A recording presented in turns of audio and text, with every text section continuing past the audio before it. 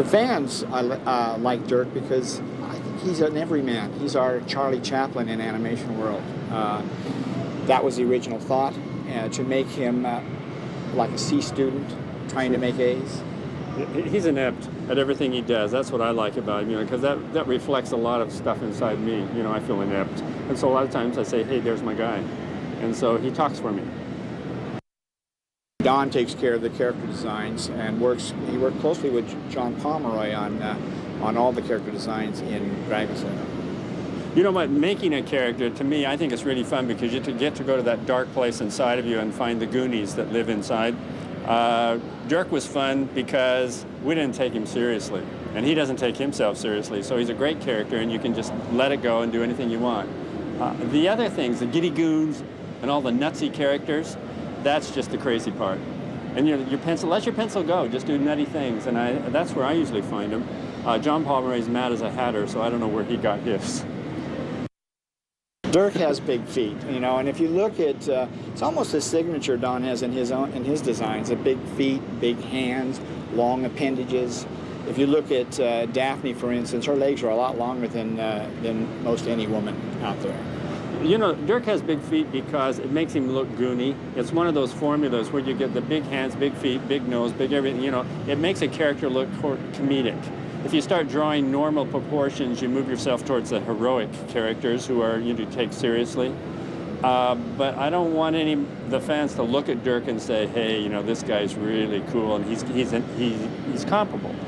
But he's not, so I think you have to make all the appendages and everything reflect what's going on inside his head. Gives it a sense of comedy. The names are really interesting. I love names because names have kind of a sound about them.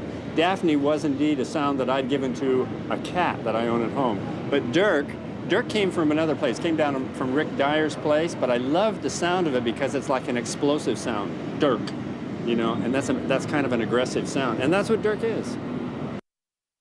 I've lived with this for years. The design of Daphne actually was an idea of Dawn's coming up with a Marilyn Monroe type. So her head and the hair is a Marilyn Monroe. The way she speaks is soft-spoken. But the body came from those photos in Playboy magazine. I knew you were going to tell that. That was one of the secrets. Yeah, it did. It came from Playboy. We pulled out the Playboys and Dawn started, trying to review these different, quote, sexy poses to incorporate with Daphne as she posed her way through the finale of that sequence. There's no other way. The problem is men don't know how to look or act like women, so how do you get it in the pose? So I have to go and get reference, and it was the thing I had to do. Well, the Dirk-Daphne relationship in 1982, she basically was an airhead, but we didn't really mean that. So in the movie and also in the new 3D game, we've given her quite a brain, and she and Dirk do a lot of sparring mentally, and I think that's a great thing. She gives him a run for his money. It isn't quite as easy to rescue this damsel. It isn't just cerebral either. She's pretty athletic, so we're going to see a real competition between the two. It's not going to be boy saves girl. When Rick came out to Phoenix to visit us at the studio, he introduced the idea of remaking or reviving Dragon's Lair. Even though it had been continuing to sell as DVD, he said, we can pull this together and make a brand new game by making it digital, doing a CGI version of it. Yeah, but what I thought was interesting, he said, why should we be doing this? The other one's there. Why is it going to be better? And I think the better, where I got convinced, where he said, because you'll have control of Dirk. It'll be not only just 3D, which we're all used to doing in movies, he said, but you'll get to make that guy do the jumps, the rolls, the dives, the walks, everything. He said, that's different. The fans are in control. It's not a continuity game or a memory game. You're in control, and there's a lot of gameplay. So we got really excited about it. We think the fans are going to really enjoy the fact that they can now control him rather than it just be a timing and continuity game. There was a lot of discussion in the past whether it was a real game or a movie that branched and they had that was the only control they had. Yeah. So this time I think the fans will get really excited about what they can do with Dirk the Daring. You know what? And that is exactly the reason when Rick Dyer came to us and said, let's do another Dragon's Lair, only this time in 3D. That's the very reason I said, you know what? That makes sense because you would have control. Yeah. And if you do have control of the little character, that's different. and it's exciting, you know. And he says, and we can do it absolutely digital, so it'll knock your socks off visually. And I said, well, let's do it.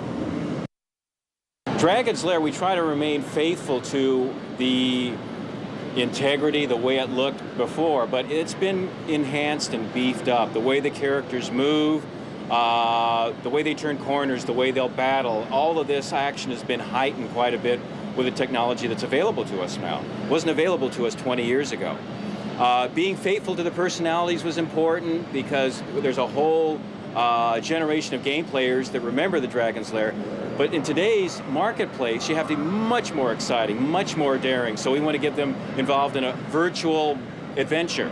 Take them through the maze, throw them in the pit, feel the fire. Everything is not just seen also, but felt. I mean, it's a all-encompassing battle that they get wrapped up into.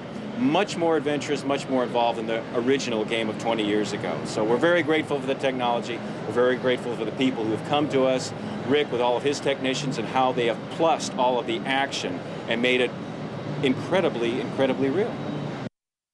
As far as graphics, it kind of has broken some ground, don't you think? I mean, yeah, Dragon's Lair 3D is, this time it's real. That's for starters. But one thing that's different is that in 1983, you didn't have real control of Dirk. It was an illusion. And in 2003, Dragon's Lair is absolutely real. This time you're there, you're sucked up into the environment, and you have direct control of Dirk and everything he does. and the technology has allowed us to, give the illusion that you're in a real world, so that as he's progressing through the maze or in each one of the chambers, you're seeing each brick go by the periphery vision, and turning the corners, going up the stairs, going down into the chambers, through all the secret passageways. It gives you a more enhanced visual adventure that we just didn't have access to animation 20 years ago. This time, you get to see the rest of the castle. The first time you went through the castle of Dragon's Lair, you only saw about 1/10 of the castle. This time you're seeing the other 9/10, the other 240 rooms that comprise the castle.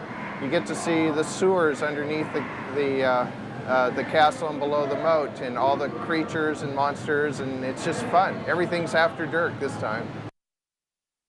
Don, Gary, John, and myself, we were reluctant to do a 3D version of Dragon's Lair because we were so protective of Dirk and Daphne and the characters, and it really wasn't until this year that we could truly make the characters real and give you the control of Dirk and be able to make him do all the things that you've always dreamed of and wished you could. And we've got about 250 million fans who write us hundreds of letters every week with their suggestions over the years of things they would like to see. And we took that into consideration when we designed this game, was those fans out there who love the characters, who love this game. And I think that based on the feedback we're getting I think we hit a home run.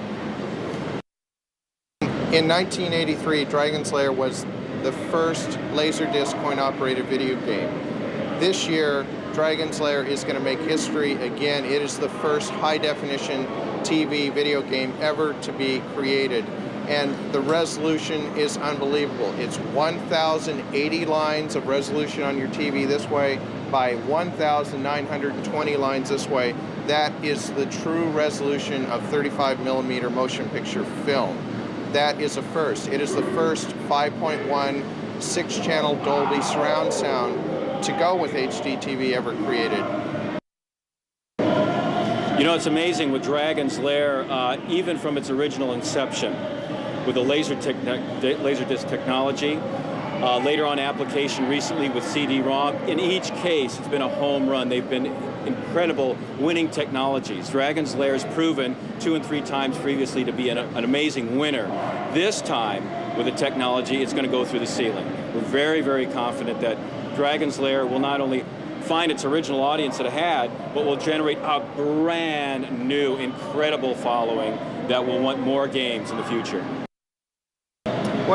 One thing about Dragon Slayer that is unusual is that your average video game has a life of about 6 months. Dragon Slayer has never stopped selling, and it's heading toward its 20th year in sales. And to date, the game has generated approximately $137 million in revenue. That's pretty phenomenal for a video game. With the Dragon Slayer gameplay, there are so many things that are new. There are over 40 adversarial, nasty creatures that are really fun to deal with. There are over 250 rooms.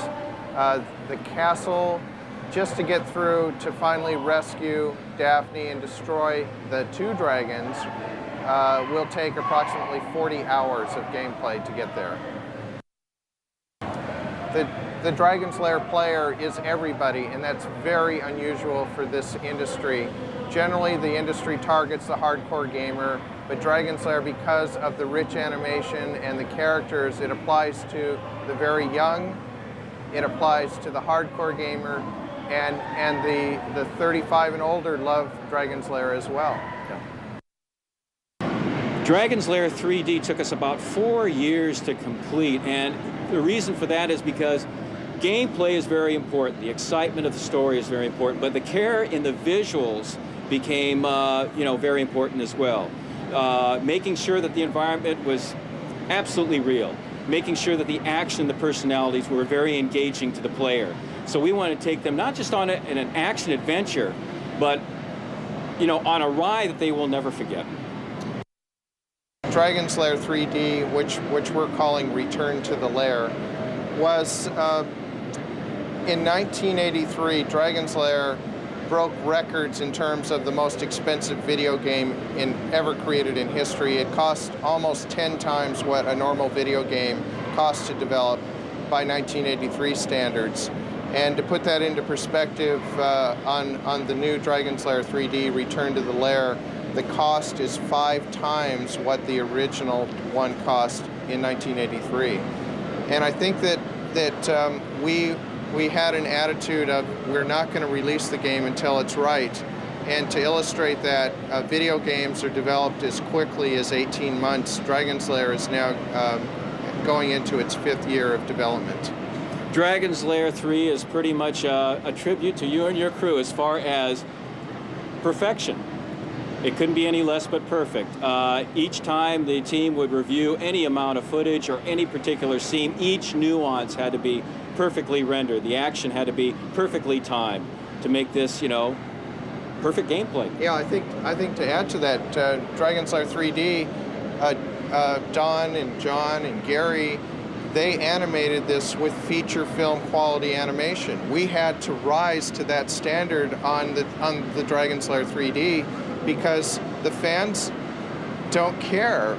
They're not interested in excuses. It's either up to that quality or it's not. And if it's not, it's unacceptable to them. And really, until this year, it was not possible technologically to have done it. And I think if you talk to the fans, they'll tell you we did it. We're pretty pleased. Dragon's Lair is in production as a movie right now. What we're doing is what we call pre-production, and we're getting the sets worked out. We're getting all the little shticks that he does worked out, and working on the relationship between him and Daphne, which is really, really different. Yeah, we're in pre-production right now on that, and we've got a script after about a year working on that, but we're trying to get all the pictures and all the visions and the sets worked out right now, so we'll tell you more about it later. The Dragon Slayer movie will actually be a prequel to the game, and a prequel to even the original game in 1983. You'll get to know Dirk, you'll know why he became a knight, what he really wants. And why he can't talk. Yeah. Dirk and Daphne, I'm never sure of why Dirk really, really goes for Daphne, except for the real physical part of her. But in the movie version of this, what we're trying to do is say she's got a real brain and a personality, and they get into a lot of competition. So I think we answer those questions. Even in this new 3D game, we answered a little more because Daphne taunts him, and there's a cerebral thing going on. I love the action figures, and I think the reason I do is because I put them on my mantle or in the shelves at home, and every time I glance at them, it gives me a little memory of a moment of joy that I've had creating them. I think what's interesting is with Chris Dern, he would send us through the internet, he would send us photos of the sculpts. So we were constantly in touch with him and improving them along the way. Yeah. What's nice about the whole situation this time is we're talking about a home game. So not only do you have your gaming at home, but you have these three-dimensional figures right there with you. For those of you playing Dragon's Lair 3D, you'll find out that you are in control.